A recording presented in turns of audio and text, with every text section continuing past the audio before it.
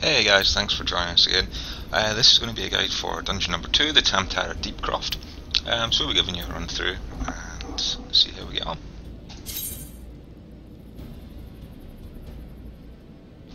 Well, the Tam Tara Deepcroft is the second dungeon you're going to come to in the game, and it's a little bit different aesthetically from Sastasha, but still basically the same. There's not a great deal of mechanics, just to still try to ease you into the game. So it's a light party dungeon for 4 people, 1 tank, 1 healer and 2 DPS.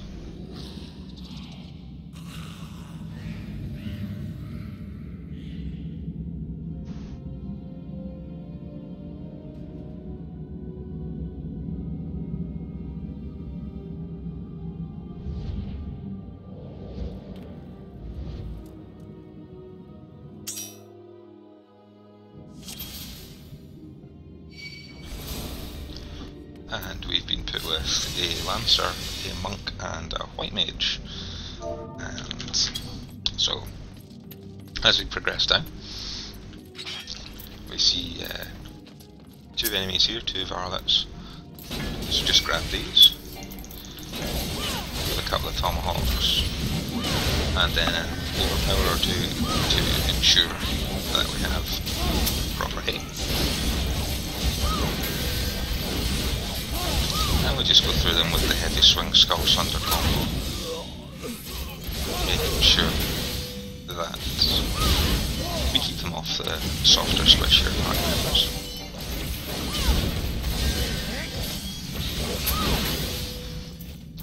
Next up are 2 fleshfly swarms, but if you're standing too close to the door you can pick up one of the patrolling enemies as well,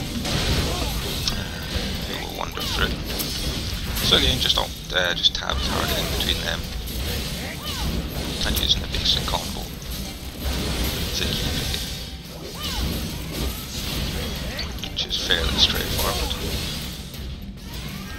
Throw in a maim as well for the damage, increased damage by 20%.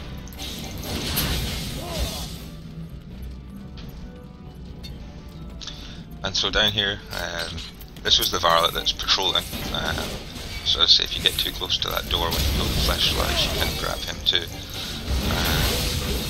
And here we've got fleshfly, swarm, carrion beetle, and the varlet, so we'll just hold hit on these with some overpowers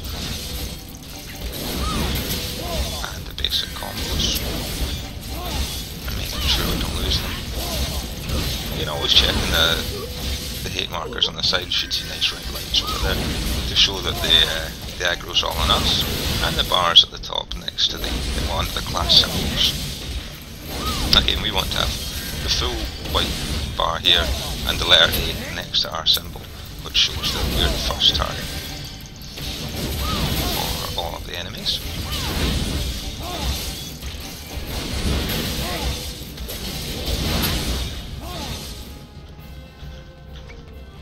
So as we progress through, we see another couple of beetles around the corner. Again, just going to grab them with a tomahawk, throw out a couple of more powers, just protecting them.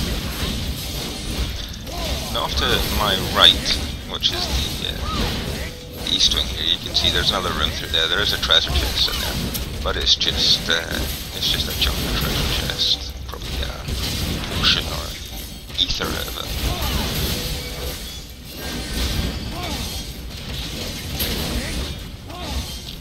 So not really worth going to pick up, especially when I'm in a group with people that are well over leveled. So the next room has got 3 of the varlets in it, so grab them and overpower. There's also one patrolling on the corridor straight ahead, so we need to watch out if he comes up the stairs and make sure to grab him as well before he starts going towards the healer. There's also another treasure coffer in here. And again, it's probably going to be things like potions, ethers.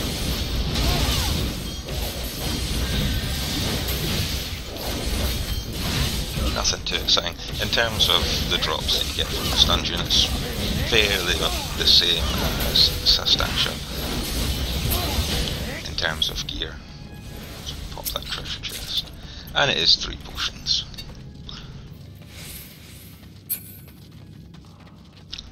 So we come up to the first of the mini sort of boss battles here. We come up against 2 Gravediggers and a Dalamond Priest. So we want to take out the Gravediggers first, then focus on the Priest. Again, making sure to turn them away from the party. Once they're down, once the Dalamond Priest falls, they'll summon a stronger boss, who's, I guess you could say, the actual boss in here. So we go through 3 fights very similar to this, just with increasing numbers of Gravediggers. And in each of these, the objective is obviously to beat them, and then turn off the cultist orb, which is providing power to the large orb up there. And by turning off these cultist orbs, we'll have access to the final boss of the dungeon.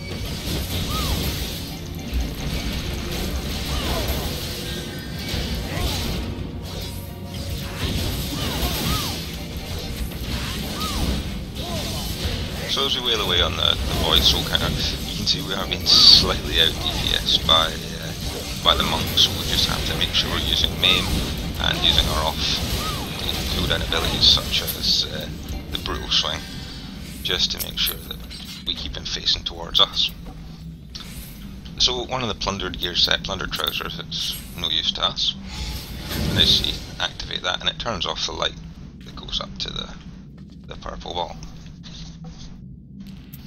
So next up, there is a couple of Deepcroft Mightlings. And again, a patrolling enemy is going through the corridor there. And so again, they can be picked up if you're not careful.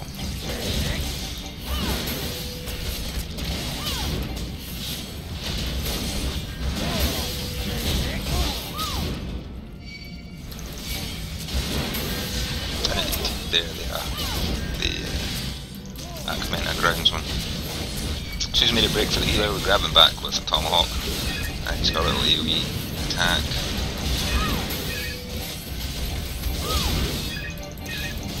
But again, just make sure it's facing away from the group, and everything will be okay.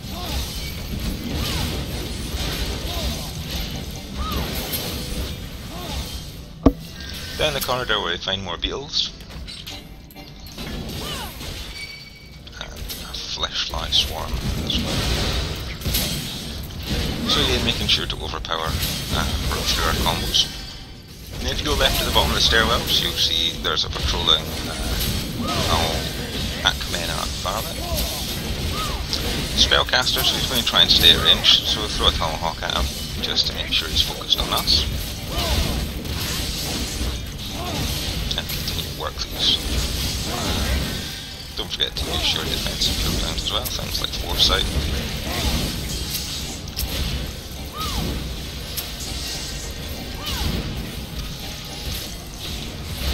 And so again, if you go left at the bottom of the stairs here, you can gain access to another room with another treasure chest containing most likely potions and ethers. Most parties will probably elect to skip it, unless you're in with some first timers who are looking to get the achievement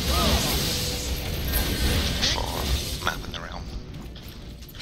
We're going to go right at the bottom of the stairs and carry on, and we're going to come across some more Deepcroft Mightlings. Group of 3.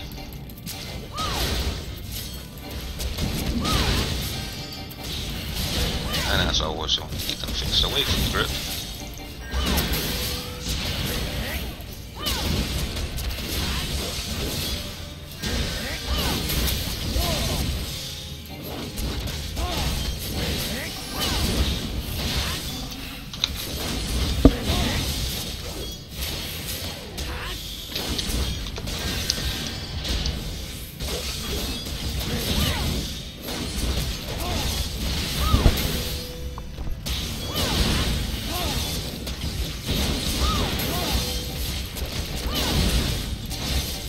So they're dropping some gil and little bottles of beast skin blood.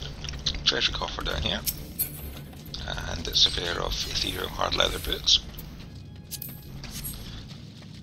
And into the second mini boss battle, and this time we've got 3 gravediggers and a Dalaman priest. So there we go. Go to grab them. And power. Very straightforward.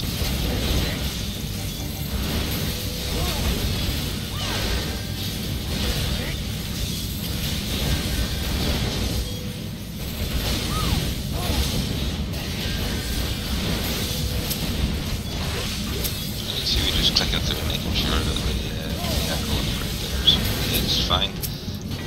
And there's the Void Soul Cannon. I think we came close to losing out last time to the monk, so we just want to make sure that we're using all of our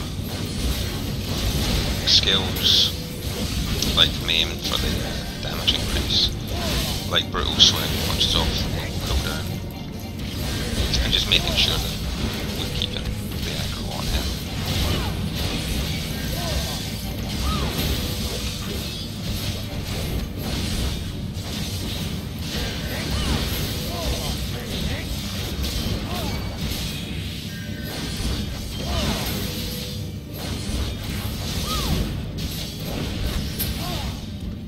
And down he goes.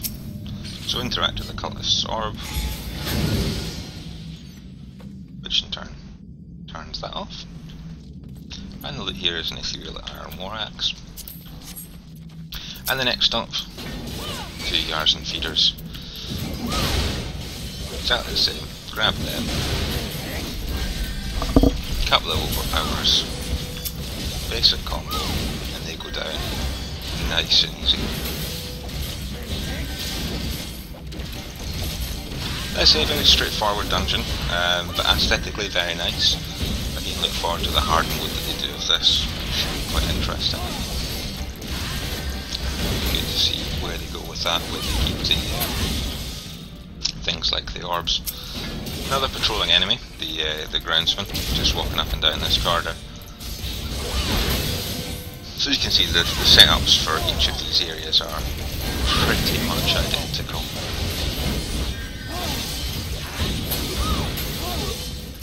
Easily taken out.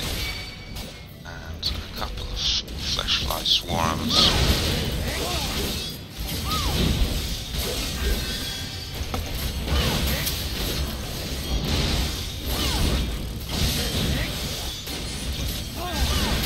And in the early stages, in the early dungeons, your TP can deplete very quickly on a warrior if you're using things like overpower. 130 TP, it's an expensive move to spam, so you just have to kind of manage your TP a little bit, make sure you're not just spamming overpower, because it will run out very quickly. So another couple of yards and feeders as we cross the bridge here. Just make sure we've got them in check.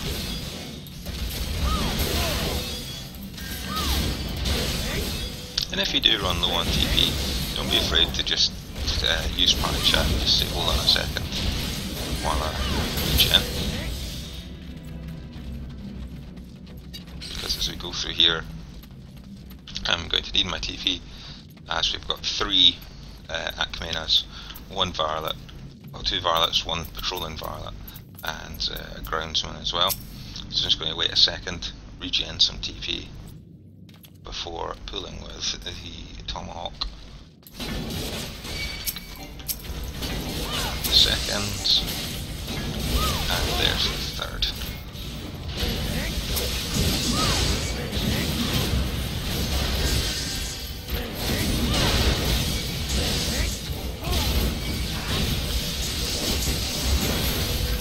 And see there that the symbol's got yellow, that means we've lost him on this Akmena groundsman. So we're just going to work him over with a combo to try and get that back. And on the farmers. Well, but being a tank, you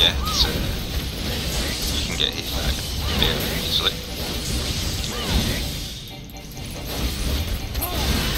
So again, straight down, another room with some croft lights and a treasure chest, but we're going to skip that. And next up is a couple of ERs and feeders.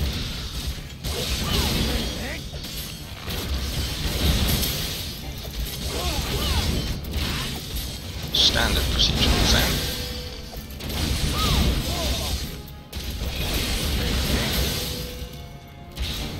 And just ensure the manager to ensure that we've got plenty left.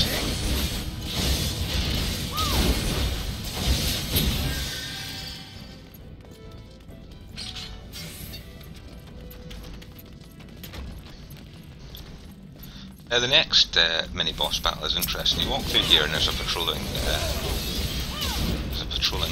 varlet. So we just make sure we take him out first of all.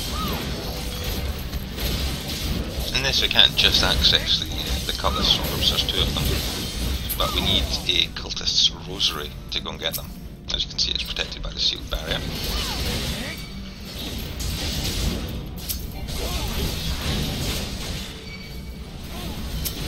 So we need to go and get them.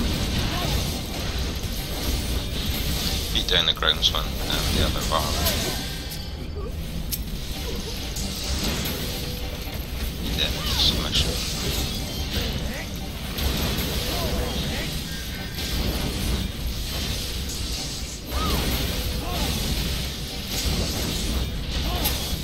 There we go. And then we can go down here and through this door, which takes us down to another room where the cultist rosary is protected by a raft of enemies, 3 varlets, 1 groundsman. So we want to make sure we grab them. And this pit as well is back at the bottom of the steps. That'll mean that the propeller is going to catch everybody. Now, try and avoid the AoEs. Not very strong, but a dungeon that has you synced to level 19, you will probably want to try and be as gentle to the healer as possible. But again, these go down fairly easily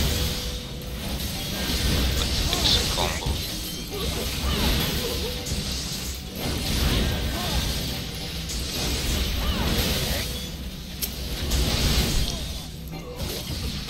And by taking these down, that'll mean you can pick up the cultist rosary, which will allow you to access the final 2 cultist orbs.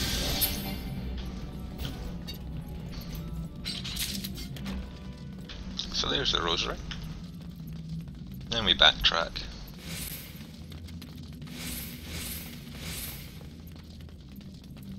to the sealed barrier, which we just interact with, use the cultist rosary. In here we have 4 gravediggers and 1 Octavel the Unforgiving. So again, gravediggers down first. And make sure we grab them all. There we go. Then we just back up, make sure that they're away from the eye.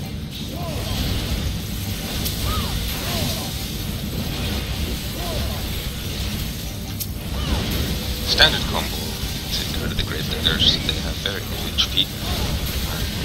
This will go very quickly. For Octavel the Unforgiving, again, just make sure it's faced away. And hit him with the 1-2 heavy swing skull sunder combo. He of course produces a void soul counter once he's been defeated. And we make sure that we grab him quickly before he gets a chance to attack healers or DPS.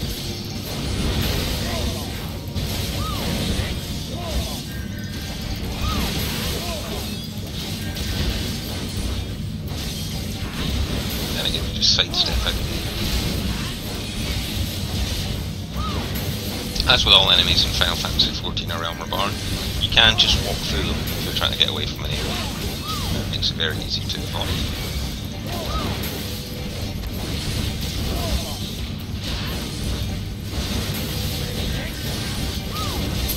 And there he goes. And that allows us access to these 2 cultist orbs here.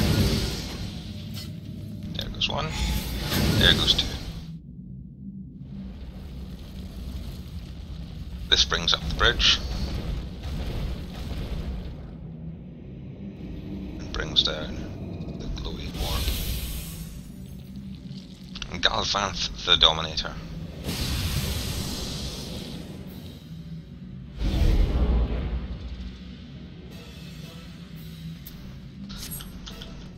So Plundered Rope Belt was what dropped there.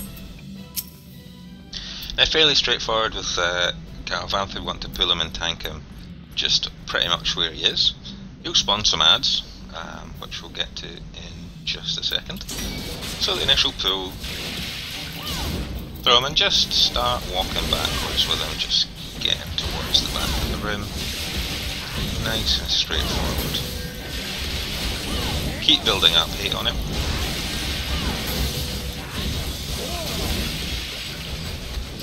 And as you see, purple line has linked him to the inconspicuous imp, at which point Galvanth becomes invulnerable. So again, just allow your TP to regenerate while the DPS take care of the imp. The imp will stay exactly where he is, and as soon as that purple line's broken, we can start laying back into Galvanth.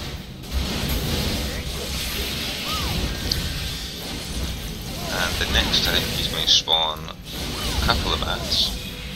Again, the purple line links to the inconspicuous imp, but he's also brought up some skeleton soldiers. And the Deepcroft Mightling. So each want to use Overpower to grab them before they can attack the DPS and the healer. And then they'll come back and get rid of the ads for you. Well, we just focus on Galvanth.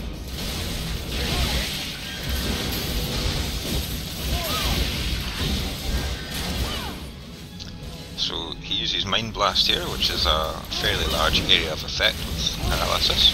Just run out of the way of that. It can't be interrupted with things like Brutal Swing. It will not interrupt that. So just get out of the way of it. And again, this time, however, we have two inconspicuous imps and an array of ads which you just want to run around and pick up and bring them all back to the boss. Throwing out overpowers just to make sure we've got hit on them, while the DPS take out the inconspicuous imps.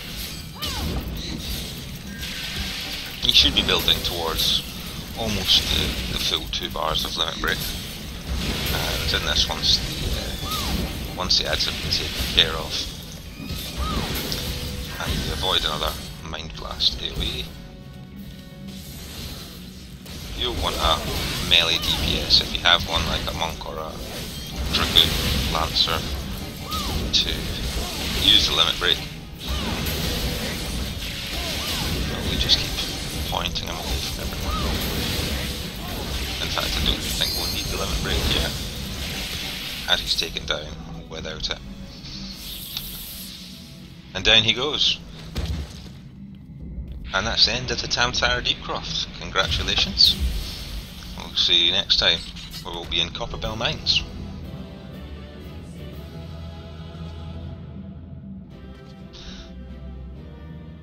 Remember, of course, you can subscribe to my channel, where I'll be uploading things like live stream highlights, as well as video walkthroughs of the dungeons, and also on Twitch, which is at Mr. Bellatrix, where we do giveaways, different prizes each month, and also you can catch me streaming on Twitch TV as well. I look forward to seeing you all there. Take care, and good luck in Eorzea.